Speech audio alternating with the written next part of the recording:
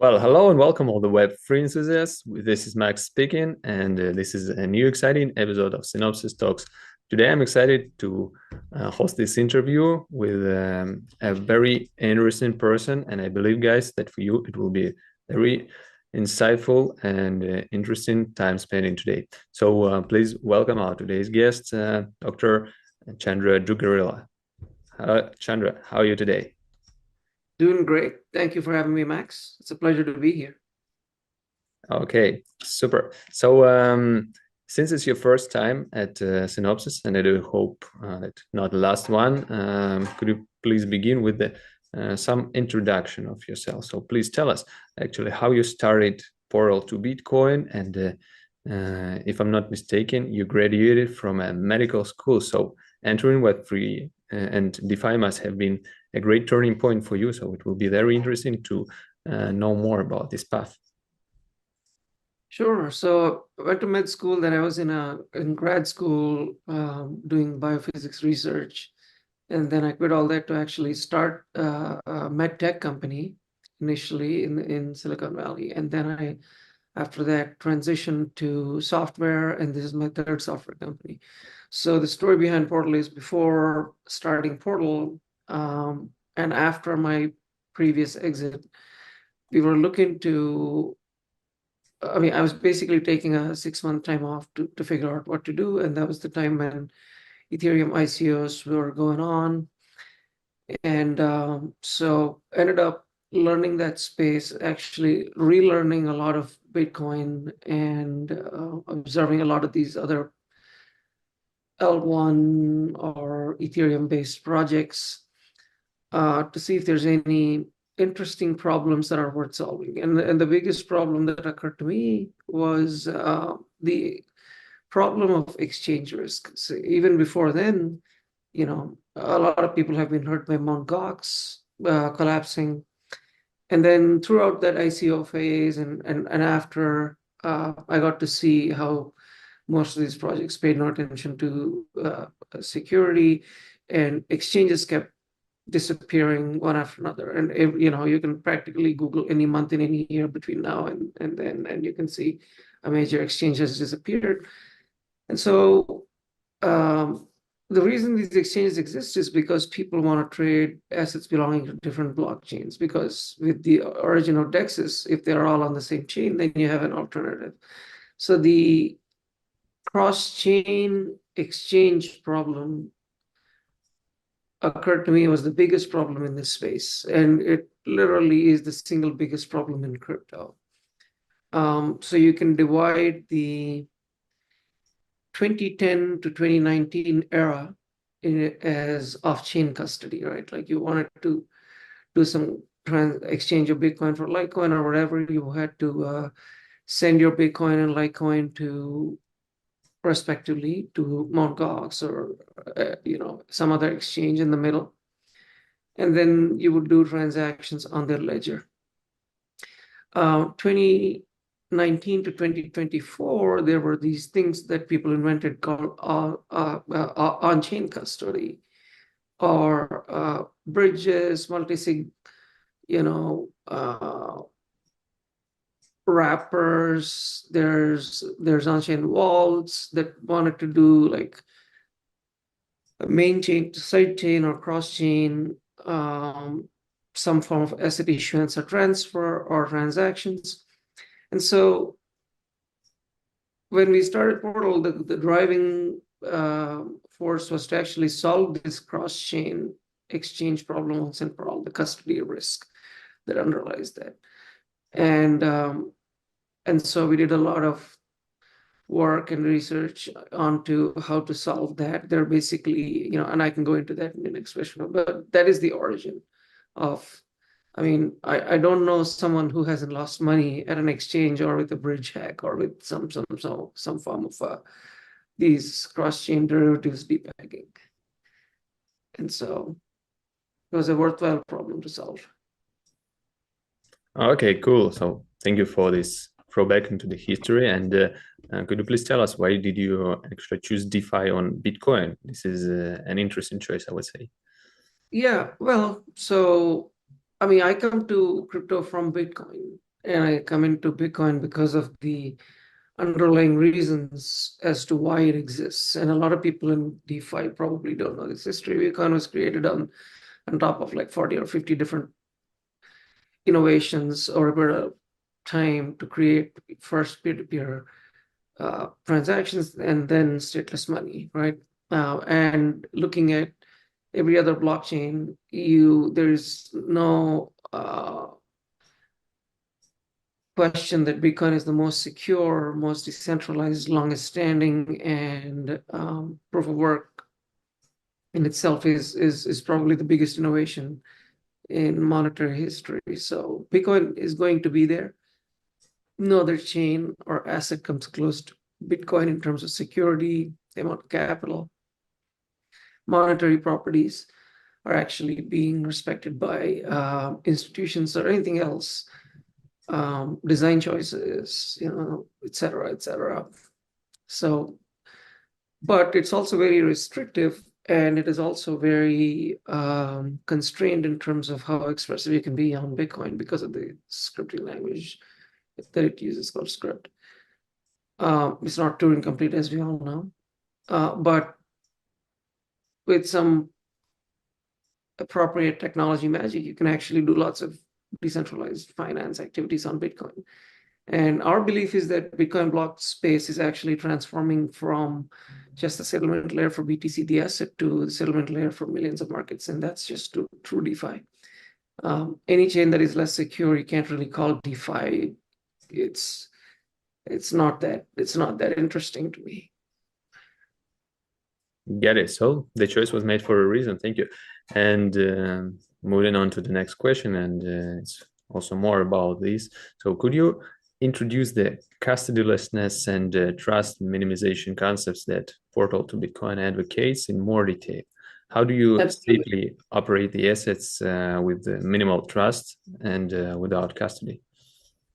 So yeah, to your question about DeFi, it's kind of like a cloak that people use to disguise whatever it is that they're trying to do, which is centralized,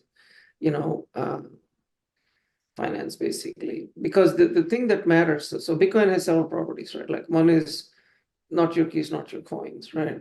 That's trust minimization. That is not DeFi.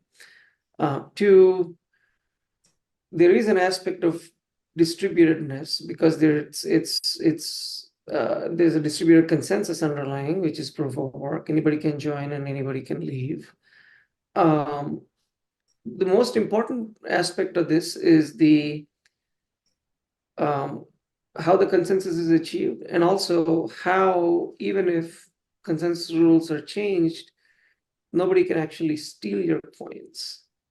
So trust minimization is the most important property when it comes to doing peer-to-peer financial transactions. So the industry somehow was named DeFi. In fact, the most important property is not like, because it's not definable. That's probably why the industry likes to cloak itself in DeFi terms. How decentralized are you? There is no spectrum. There is no scale there to measure it.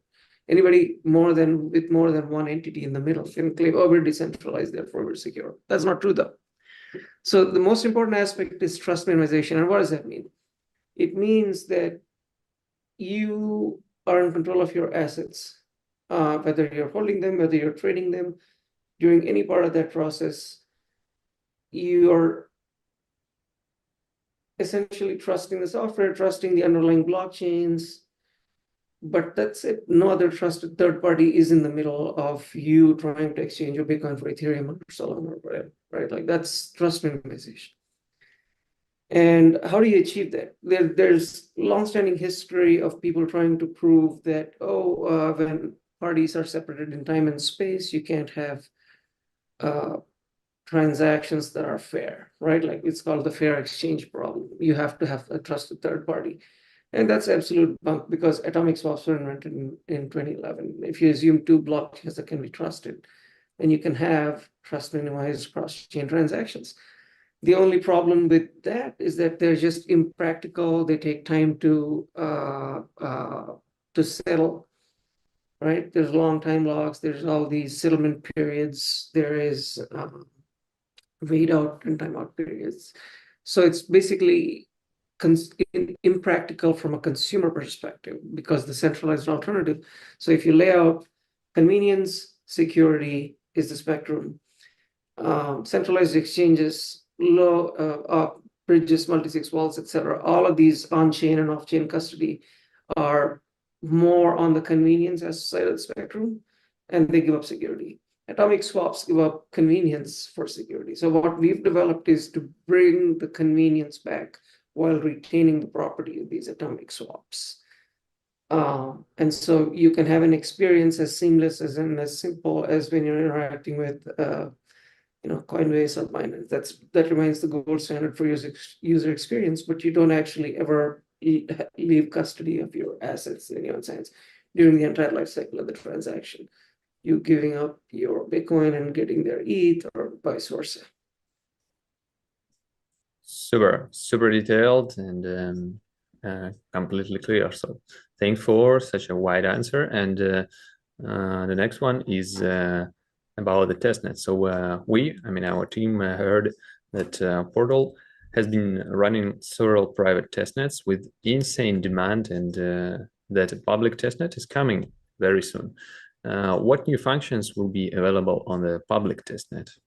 Right. So thank you for, we've done a previous peer-to-peer testnet in the early part of the year, fixed a lot of problems with it. And then we were running a private testnet for the last couple of weeks. And last couple of weeks has been pretty much insane with the number of downloads, number of swaps being done, and it's really stress testing the system. And we haven't even gone into public testnet, which will happen in like a week or 10 days. So it's pretty impressive to see. But also there's a lot of learnings and lots of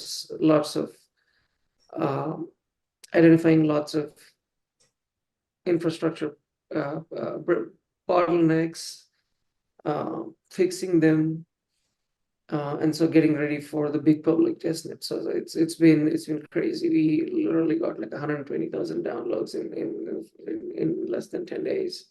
And so we weren't expecting that level of activity, which was good because we could now really stress test everything and identify all of the different bottlenecks, make sure that the system is very robust. Okay, cool. So looking forward to meeting the public testnet and yeah. And you asked the question about what activities will be available. It's spot swaps, like and then more complex transactions like perps, options tables. That's also those will all be available. They're all in the pipeline for the public testnet. Okay, cool. So we'll be happy to try it also by myself. And we'd love for you to try either the iOS app or the Chrome extension. And Android app is coming very soon. Awesome. So the next thing I'd like to ask you, we actually touched it a bit in the beginning, but now I'd like to highlight it with more details. So in the docs, you state that Portal facilitates native asset swaps, eliminating the need for robbers, bridges, or custodians. So how do you actually achieve it? And are all the assets controlled solely by smart contracts? Yeah, great question. So anytime you're doing what is called cross-chain operation, right? So let's start with the basics. Blockchains are internally consistent systems, right? The Ethereum blockchain is internally consistent. That's why they reach consensus every so often. Same as Bitcoin. They don't actually depend on any external piece of data that is it being input from anywhere else in the world, right? Except whatever transactions take place on the blockchain. So two blockchain systems are completely independent. How do you, the problem with this swap or the basic exchange mechanism is that if I give you my Bitcoin first, what guarantee do I have that you'll actually give me your Ethereum? Let's assume that you and I met We agreed on an exchange. We agreed on an exchange rate. All of that stuff is taken care of, right? Via an order book or some other marketplace. There's three ways to do this. One is to take the lazy approach and say, oh, we're just going to trust a third party. We're going to give these two things to Sam Bankman-Fried, and I'm sending my Bitcoin there, and you're going to send your ETH there. And then he's going to keep the accounting ledger on who's trading with what and with whom. And then when we say withdraw, he sends us our corresponding assets. That's the lazy way. That's the custody way, right? Like whether you're talking about a centralized exchange or whether you're talking about a set of decentralized validators, like 14 people that have to sign a multi-sig contract. It doesn't matter. It's all custody. Another way to do this is to say, oh, there's this thing in the middle called the messaging platform. It's a cross-chain messaging protocol, which basically means that it reads messages from this blockchain and relays messages to this other blockchain, and we incentivize all of these relayers in the middle to actually pass these messages in an authentic way, blah, blah, blah. It's like, it doesn't matter. Ethereum blockchain doesn't give shit. The Bitcoin blockchain doesn't care where your messenger pigeons are routed through. And so you're, again, trusting this completely artificial and fake message passing thing in the middle, which basically means that you're trusting somebody, right? Like it's a form of third-party trust. The third way is using an atomic swap, which actually means that I only get my Bitcoin when you get my ETH, or vice versa. And you don't trust anything else except the hash functions and the cryptographic primitives used in the blockchains, and you trust the security and integrity of those blockchains. And that's it. There's nothing else involved. So how do you actually scale that to the level of a peer-to-peer marketplace that Binance or Coinbase can support, right? Because we know these blocks are not predictably being generated. We know they're expensive, layer one transactions. So what we've built is something called BitScaler. It's a modified channel factory architecture. If you can think of Lightning is just two people opening up two of the multi-sig, and then they adjust the balances in the payment channel as to what belongs to who, right? That's kind of like the Lightning payment channel architecture. Problem with that is it doesn't scale beyond two parties. And a second problem is that you can't have multiple people dynamically adjusting balances among a set of participants. And it doesn't also cross chains, right? It's only on a single chain, Bitcoin. So what we've done is like create with this modified channel factory design and the BitScaler, you can actually have one on-chain transaction, and you can have a whole bunch of channels formed off-chain between people. And then traders on the other side have a channel with each one of these participants. Again, a payment channel across chains.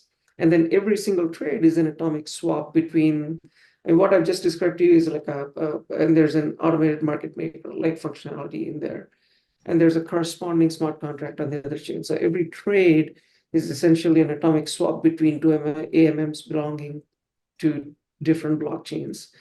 The user funds are never custodied by third-party validators or whoever is doing the accounting on the node chain, which is the portal chain, which acts as a distributed network of watchtowers. They're basically keeping track of who's trading with whom, or when do these transactions need to be broadcast to the main L1 chains and all that stuff. So they have to be running the full nodes of all of these supported blockchains, keeping track of a whole bunch of stuff, and relaying and broadcasting stuff. But they never actually hold custody of any user funds. So the worst case scenario in any other alternative, whether it's a bridge like Wormhole or whether it's a liquidity protocol like Thorchain or a centralized exchange or a bridge, the worst case scenario is the people who are in custody of your funds take your funds because their collateral collapses in value against the funds that they're holding, right? That's the only economic incentive is slashing, because these are not reputation or identity-based systems. In our case, the worst case scenario is your funds are locked for in the worst case scenario, max of 1 month or 1 epoch. And after that, because you get pre-committed transactions as a user, if the chain halts, you just have to wait and lose liquidity for that period of time, and then you get it back. So there's no permanent loss of funds. That's a huge differentiator for us. Number two is it's super fast, because almost everything I described, from the initial channel factory formation on chain transaction, everything else is off chain. And therefore you get like a centralized exchange, like fast, cheap, seamless experience. Wow, extremely detailed answer. So thank you. I think that listening to this one, even my mom, which is completely out of Web3 blockchain space, she would have understood everything. So, okay, thank you. And we're moving on to the next question, and it's about your audience. So if you have any image, any portrait of who are your users, please tell us. And So that's a great question. So if you look at the usage of decentralized exchanges, it has only, when we first wanted to build a cross-chain DEX, people laughed because there were no DEXs and there was nothing cross-chain. But now DEXs are a big deal, right? DEXs have become a thing unto themselves. They continue to encroach upon the centralized exchange volume.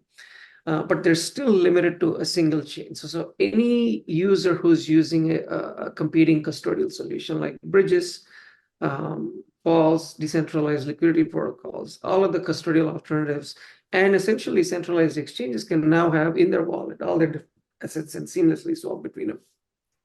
There's absolutely no custody, leak of data, privacy. So it's geared towards it's institutional grade, but the experience is consumer grade. So we'd love to say, you can essentially run your fund completely non-custodially from your phone.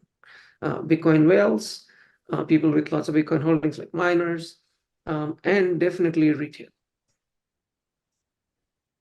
Well, so thanks for sharing. It's a pretty interesting sneak peek at the audience portrait you have. And additional question for this one. So have you maybe seen more interest from the institutionals recently? Absolutely, because Bitcoin is getting more and more institutional adoption. The first wave of institutional adoption, I think, is traditional financial institutions trying to figure out how to do the basic things that they're used to with Bitcoin. I'll give you an example, like how do we add, what percentage of our portfolio should be Bitcoin? And they're not actually talking about Bitcoin. They're talking about a Bitcoin ETF, which basically means that the ETF uses some form of a qualified custodian, which essentially has like a multi-sig ledger or something else, and they collect fees for that. So we're very, very early and in the primitive stages, because most people don't understand how to custody, how to secure their own coins, or what are the risks involved when you're actually playing with IOUs versus some of the actual underlying asset, et cetera, et cetera. The more interesting space is actually on-chain native institutions. There are wealth managers that are emerging that would actually manage your wealth on-chain, right? There are people who are building up these crypto asset institutions that don't actually use any of the QC to the ETF manufacturer to the exchange stack. The entire thing was actually, so that's very interesting. Will the traditional financial institutions start to look at this? I'm not sure, but the disruption is at the other end.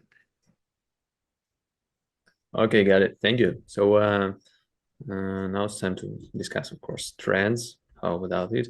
So could you tell us what are the major trends in BTC Fi? Are they different from those on Ethereum? And where is this sector going in 2025?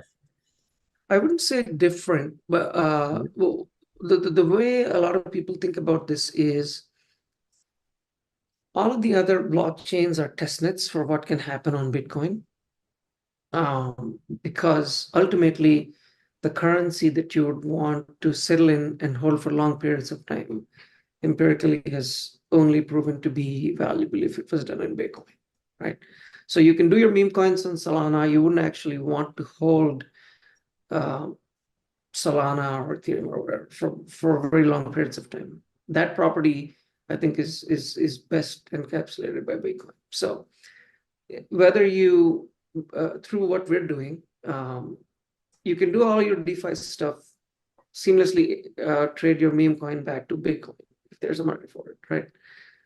Or through Solana, right back into Bitcoin.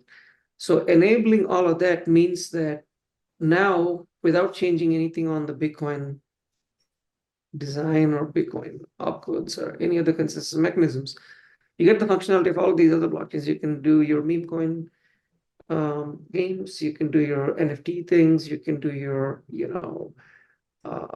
DeFi things on Ethereum, and immediately just transfer your value back to Bitcoin and just forget about it for a long period. Okay. So, sorry. yeah, Go ahead. there are projects that are trying to rebuild all of the systems as layer 2s on top of Bitcoin. That could work, or we support that as well. For us, for the technology that we built, it doesn't matter whether you're a sidechain or you're another L1, because our thesis is, and we've said this publicly before, is that there's only one L1 that matters, which is Bitcoin. Everything else will become an L2 on top of Bitcoin. Well, sounds cool. And of course, when it comes to discussing Web3, this part about regulations always appear. And when it comes to Bitcoin, I think we cannot but ask at least one question about this. So what are the toughest regulatory challenges you have faced, and how would you change the crypto regulations in your jurisdiction? Well, we've tried to comply with all of the existing regulations, so we haven't faced any regulatory issues. That doesn't mean that other projects haven't. I mean, obviously, we know that there was a huge, now everybody's talking about the choke point 2.0, which is like making sure that all of the crypto-related businesses or software developers involved in that space are getting debanked. So there's not like an official regulatory enforcement against crypto, but there's kind of like an unofficial pressure against that we all know. I think what will happen is there will be clarity on the activities that can be done. There will be clarity on what are considered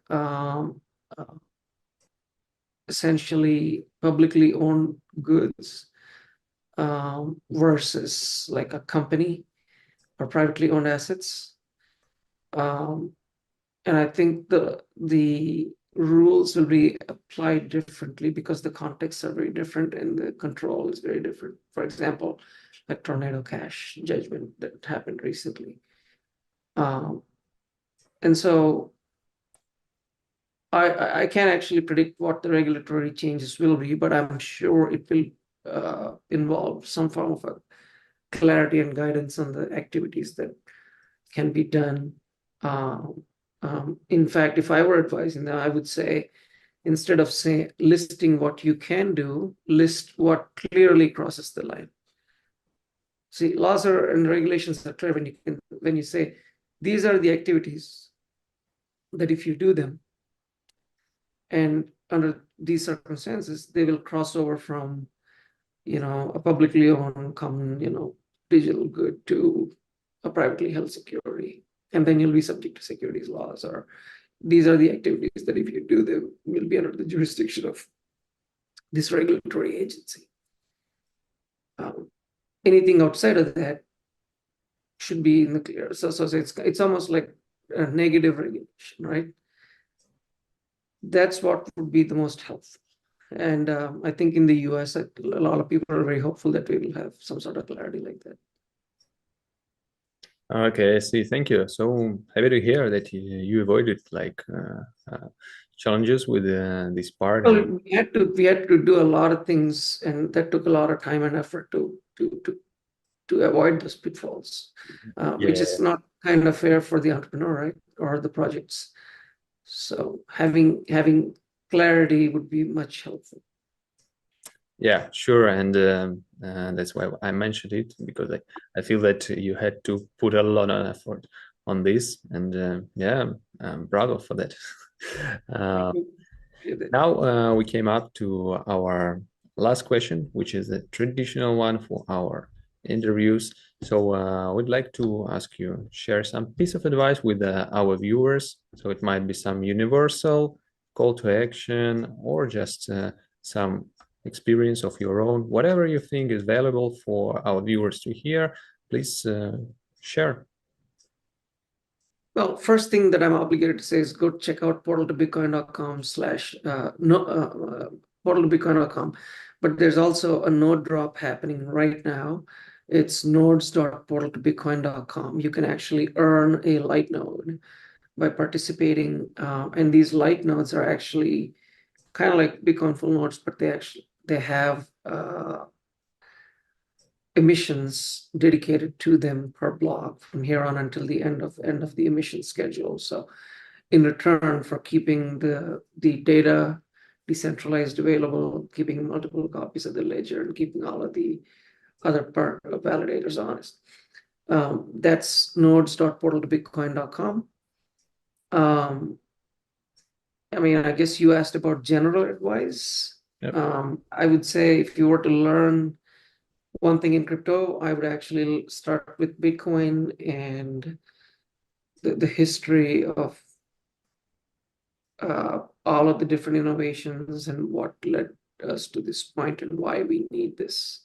So getting the basic fundamentals of why something exists gives you a perspective of a unique view into all of the different things that are happening in this space, and only invest in things that you understand. That's a universal piece of advice. Don't just buy stuff because someone else got rich off of it. Awesome.